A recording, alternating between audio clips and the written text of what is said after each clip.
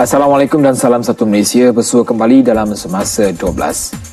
Seorang guru sekolah rendah di Batu Nias Sarawak ditahan selepas dipercayai telah mencabul kehormatan seorang murid perempuan tahun 2. Dalam satu pernyataan, Ketua Jabatan Siasatan Jenayah JSJ Sarawak Datuk Dev Kumar memaklumkan guru lelaki berkenaan yang berusia 40 tahun ditahan pada 3.30 petang semalam di pekarangan Balai Polis Miri.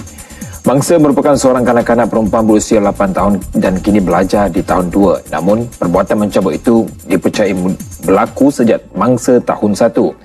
Perbuatan guru terbabit terbongkar apabila ibu bapa mangsa berusia 26 tahun diberitahu sendiri oleh mangsa bahawa suspek sering mencabul kehormatannya dalam kelas di belakang meja guru yang menjurus kepada laporan polis. Kes disiasat ke Seksyen 14-A dan 16-1 Akta Kesalahan Seksual terhadap Kanak-kanak 2017.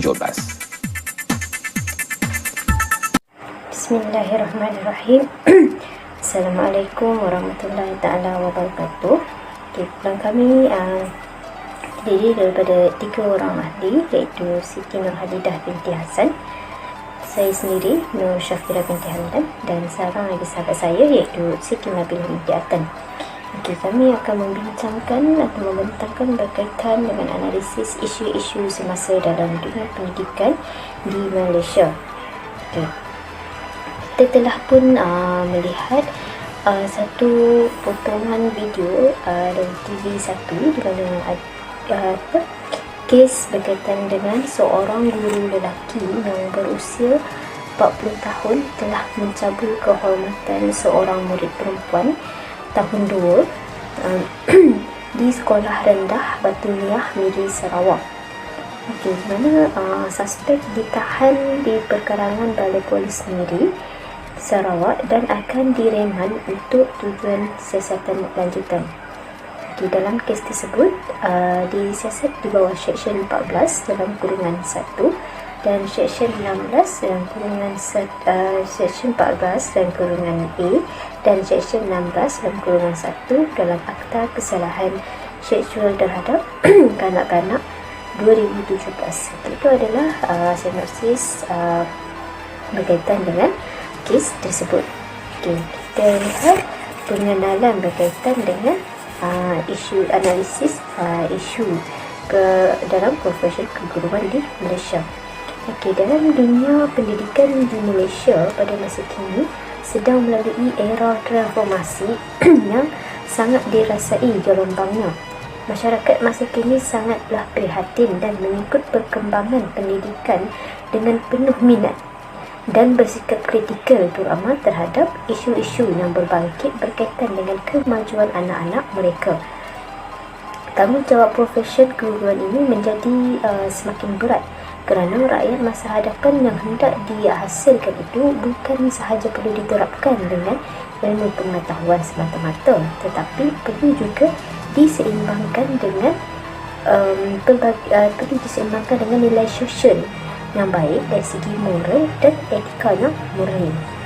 Selain menyebar ilmu pengetahuan, segala tingkah laku guru menjadi contoh teladan kepada murid-murid. Guru ini juga sebagai insan yang akan membina masyarakat agar mempunyai budaya dan bertamadun tinggi.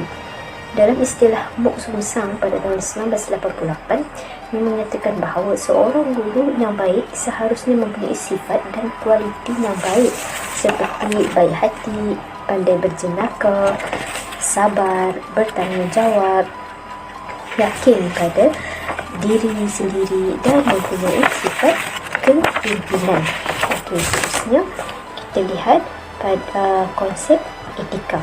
Di mana etika ni adalah perkataan berasal daripada bahasa Inggeris. Di mana perkataan ethics. Ethics ni ethics ni maksud satu sistem dasar tingkah laku bagi suatu kumpulan manusia atau organisasi meliputi aspek-aspek tertentu. Contoh yang dimaksudkan ni adalah aspek-aspek moral yang baik dan yang buruk serta yang betul dan yang salah dengan tujuan memberi garis panduan kepada ahli berkenaan. Ethics ni ataupun etika berasal dari perkataan Yunani ethos, di mana etika ni membawa maksud sikap atau adat yang menentukan tingkah laku sesuatu golongan. Menurut Farrell pada tahun 2013 mengatakan bahawa etika ni adalah satu kajian tentang sifat moral dan pilihan moral spesifik, falsafah moral dan peraturan atau standard yang mengatur tingkah laku anggota profesion. Okey, kita lihat seterusnya, iaitu berkaitan dengan kod etika perguruan di Malaysia. Okey. Jadi yang kita lihat di sini ada 4. Okey, yang pertama, tanggungjawab terhadap murid. Okey, di mana tanggungjawab terhadap murid ni, guru tu perlu lebih mengutamakan kebajikan dan keselamatan pelajar daripada hal-hal yang lain, serta menunjukkan cara berpakaian, pertuturan dan tingkah laku serta sikap yang baik kepada pelajar. Maksudnya seorang guru ni perlu menjadi role model kepada murid dan memikul tanggungjawab sepenuhnya terhadap murid di sekolah. Okey, seterusnya tanggungjawab terhadap masyarakat, di mana seorang guru ni perlulah elakkan diri daripada menyebarkan sesuatu ajaran yang boleh merosakkan kepentingan pelajar ataupun masyarakat, menghormati masyarakat setempat dan persefahaman antara guru dengan ibu bapa dan institusi pendidikan dengan masyarakat. Seterusnya tanggungjawab terhadap ibu bapa. Okey, di mana ini bermaksud seorang guru perlu menghormati tanggungjawab utama ibu bapa terhadap anak-anak mereka. Okey, seterusnya merahsiakan maklumat sulit ibu bapa atau mengenai anak mereka sebagai sulit dan tidak akan membocorkan kepada sesiapa kecuali kepada pihak yang berhak. Okey, seterusnya tanggungjawab terhadap rakan sejawat dan profesion keguruan. Okay, ini bermaksud seorang guru tu tidak boleh melibatkan diri dalam kegiatan yang boleh menjejaskan kecekapan sebagai guru.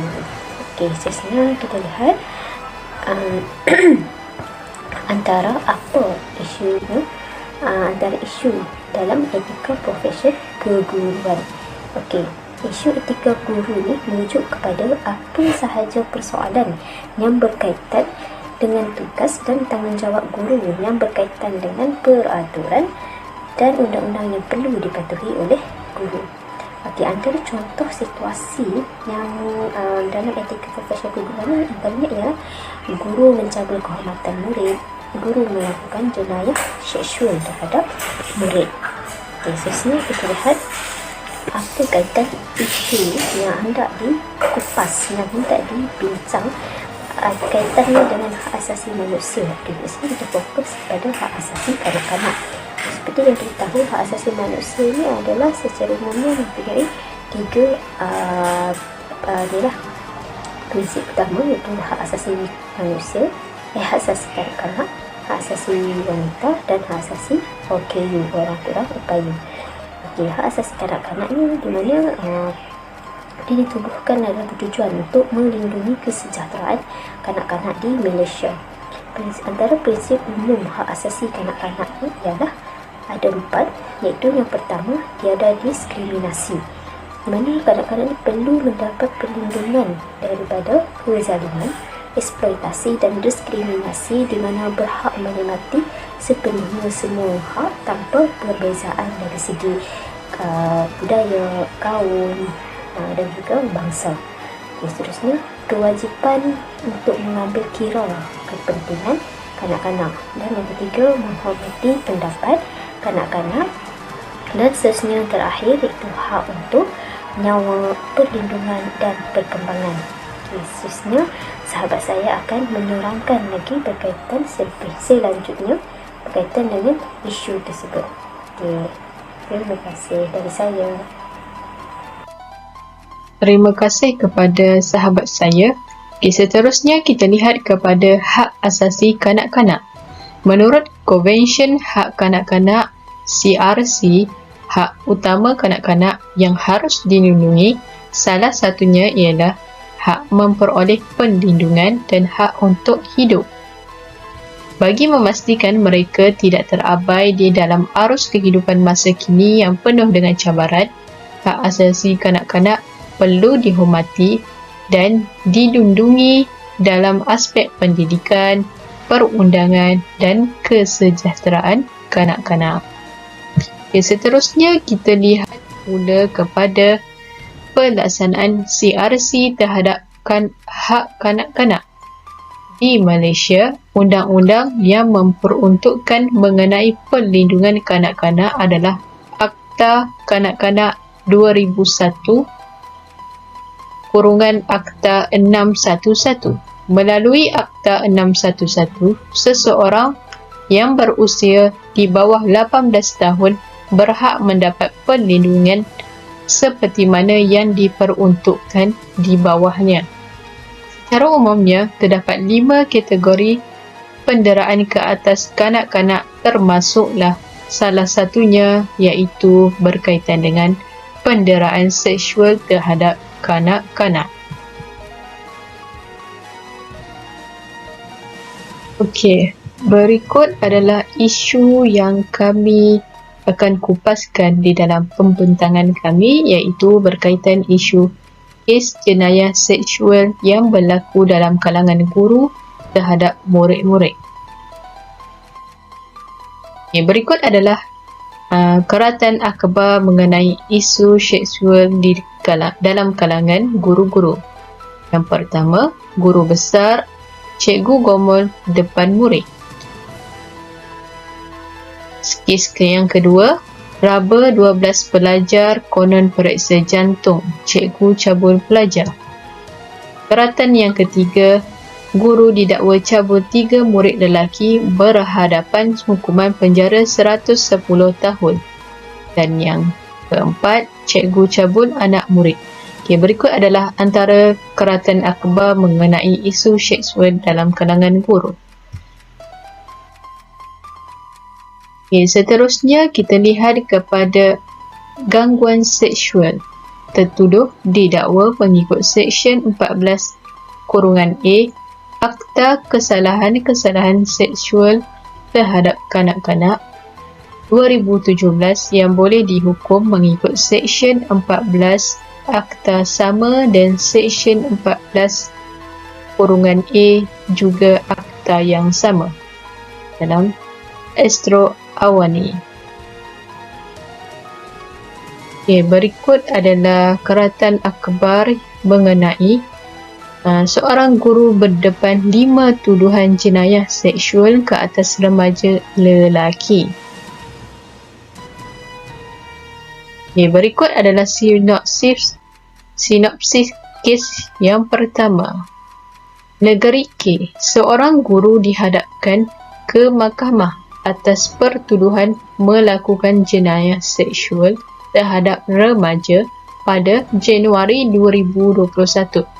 Encik K, bukan nama sebenar, telah didakwa atas 5 pertuduhan. Berikut adalah pertuduhan-pertuduhannya. Yang pertama, mengikut kertas pertuduhan, tertuduh didakwa berkomunikasi melalui aplikasi WhatsApp dengan seorang remaja lelaki berusia 17 tahun dengan menawarkan sebuah motosikal jenis Yamaha LC berwarna merah sebagai dorongan dengan niat untuk melakukan kesalahan mengikut Seksyen 15 Akta Kesalahan-Kesalahan Seksual terhadap Kanak-kanak 2017. Yang kedua, bagi pertuduhan kedua dan ketiga, tertuduh didakwa melakukan jenayah seksual terhadap mangsa yang sama di sebuah bilik hotel pada jam 3 petang pada 29 Januari lalu. Tertuduh didakwa mengikut Seksyen 14(A) Akta Kesalahan-Kesalahan Seksual terhadap Kanak-kanak 2017 yang boleh dihukum mengikut Seksyen 14 Akta Sama dan Seksyen 14D juga akta yang sama. Bagi pertuduhan keempat dan kelima, tertuduh melakukan jenayah seksual terhadap mangsa yang sama dalam kejadian yang dilakukan pada 13 dan 14 Januari antara jam 9 22 dan 10:31 pagi di Kampung Pauh Butut di sini. Tertuduh didakwa mengikut Seksyen 11-1-A Akta Kesalahan Seksual terhadap Kanak-kanak 2017 dan Seksyen 15-F Akta yang sama. Saja daripada saya. Terima kasih. Terima kasih kepada rakan saya. Saya akan sambung pembentangan pada hari ini. Bekas guru tahfiz didakwa cabul pelajar. Baiklah, ini ialah keratan akhbar dalam sinar harian online. Sinopsis kes yang kedua. Bekas guru tahfiz didakwa cabul pelajar. Di sebuah sekolah negeri P, seorang guru bekas guru telah dihadapkan ke mahkamah disebabkan 2 pertuduhan amang seksual terhadap seorang pelajar pada 1 Disember lalu. Tertuduh berumur 27 tahun mengaku tidak bersalah dan mohon dibicarakan terhadap kedua-dua pertuduhan.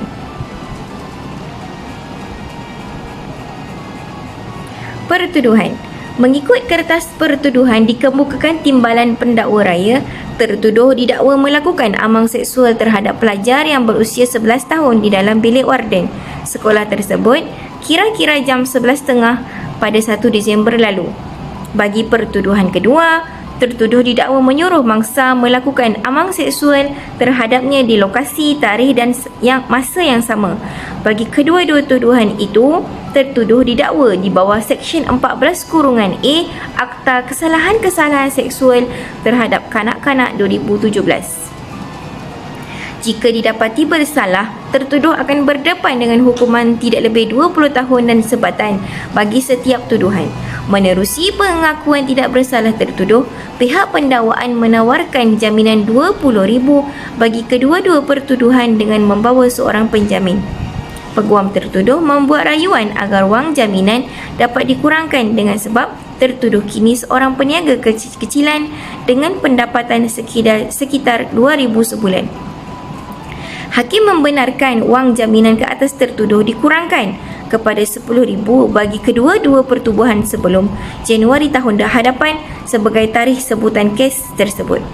Syarat tambahan diberikan kepada tertuduh supaya tidak mengganggu mangsa dan saksi-saksi dan perlu melapor diri setiap bulan di balai polis berdekatan. Peraturan 4A, Gangguan Seksual, Peraturan Pegawai Awam, Kelakuan dan Tata Tertib 1993. Larangan gangguan seksual, iaitu cubaan untuk merapati secara seksual. Yang kedua, apa-apa perbuatan secara seksual yang menyebabkan mangsa terasa tergugat, terhina dan juga tersinggung. Antara contoh pelanggaran ialah perbuatan yang sensitif, membuat cadangan tentang layanan seks, mengedarkan gambar, cerita, jenaka, isyarat, menyentuh anggota badan dan juga gambar-gambar yang lucu. Seterusnya, meraba ataupun menyentuh mangsa secara seksual. Baiklah, ini implikasi ataupun kesan buruk terhadap guru. Yang pertama, menjejas nama baik guru tersebut. Yang kedua, imej dan maruah guru akan dipersoalkan. Yang ketiga, guru sebagai pengganti ibu bapa di sekolah untuk mendidik tidak akan dipercayai dan dihormati lagi. Yang keempat, masyarakat tidak yakin dengan kebolehan guru dalam mendidik anak bangsa. Yang kelima, kekurangan sumber guru-guru yang berkualiti. Dan yang keenam, hilang integriti pada seorang guru.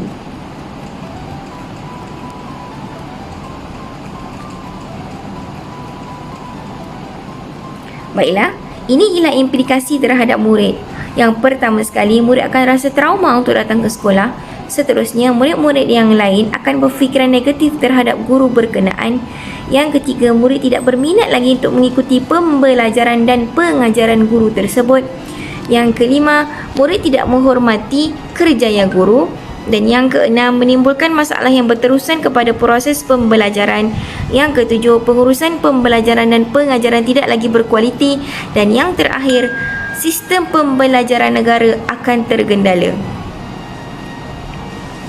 Baiklah, seterusnya kesimpulan akan kes-kes ini ialah etika profesion perguruan adalah sangat penting untuk menjadi panduan kepada semua guru dalam menjalankan tugas masing-masing. Dalam konteks pendidikan, setiap guru harus memahami sepenuhnya kemahiran peraturan kelakuan dan tata tertib 1993 yang telah pun dibuat pindaan pada tahun 2000 bagi menjaga nama baik profesion serta perkhidmatan awam. Guru juga perlu menunjukkan darjah profesional yang tinggi di samping sentiasa bertindak dan berkelakuan seperti mana yang dikehendaki oleh segala peraturan kelakuan dan tata tertib yang termaktub di dalam perintah Baiklah, itu sahaja perbincangan kami pada hari ini. Terima kasih dan Assalamualaikum.